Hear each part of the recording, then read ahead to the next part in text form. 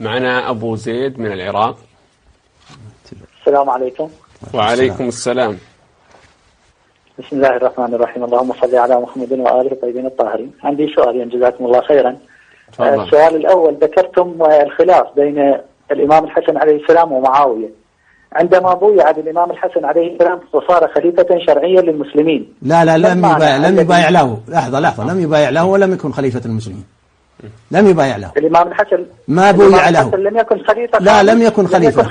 لم يكن خليفة ولا قال أنا خليفة. قال إن كان هذا الأمر نحن نعلمك لأن ليس عندك علم. أنت تقرأ في كتب الرافضة والشيعة وليس عندكم علم، العلم عندنا. فقال الحسن إن كان هذا الأمر لي أو لغيري فأنا قد تنازلت عنه إن كان لي، فهو لو كان خليفة لقال أنا خليفتكم. على ماذا بويع في المدينة ومكة؟ ما بويع، لم يبايع. أنت تدعي البيعة وهو لم يبايع. طيب سؤالك، أعطيك الجواب هو مبني على هذا، كل أسئلة مبنية على هذا. نعم. دعنا منه. يا أبا زيد، يعني نعتذر أن نحن نريد الحديث أو الأسئلة تتركز حول الفتن فقط. نعم. إذا أردت أن تدخلنا في هذا النقاش هذا يحتاج إلى حلقات طويلة ونقاش مستفيض. لا أنا أريد أن أقول أشكرك. نعم. طيب تفضل شيخنا، تفضل. الذي يريد أن يدخل يدخل سائلا، لا يدخل معلما.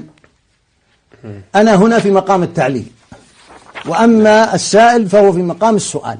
إذا كان لا يراني معلما لا يسأل، لا يأتي، يذهب يسأل من يراه معلما. نعم. فلا يسألنا إلا من يعلم أننا نستحق أن نسأل. وأما الذي يأتي ويريد أن يفرض علينا شيئا نحن نعلم بطلانه من أصله فلا يداخلنا. نعم. عبد الله يقول خلافة الحسن، يقول أنه تولى الخلافة 6 أشهر. نعم. هذا الذي رددنا فيه على أبو زيد. نقول بإجماع أهل السنة. ترى هذا المنتشر شيخنا في أذهان الناس. المنتشر ينتشر حتى التشيع ينتشر في بعض الناس وهم لا يشعرون. أقصد لابد يسال هذا اللبس الحاصل.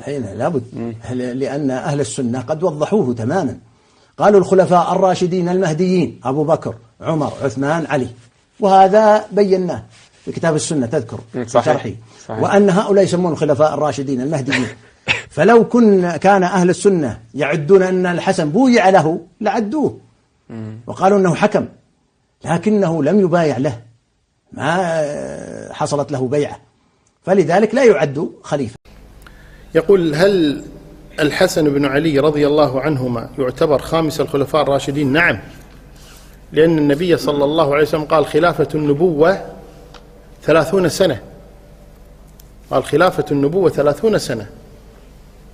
ومنذ وفاة النبي صلى الله عليه وسلم في السنة 11 في ربيع الأول إلى تنازل الحسن لمعاوية في ربيع الأول سنة 41 30 سنة بالضبط تماما.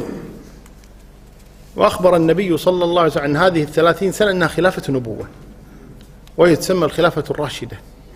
فلا شك أن الحسن بن علي من الخلفاء الراشدين رضي الله عنه وأرضاه.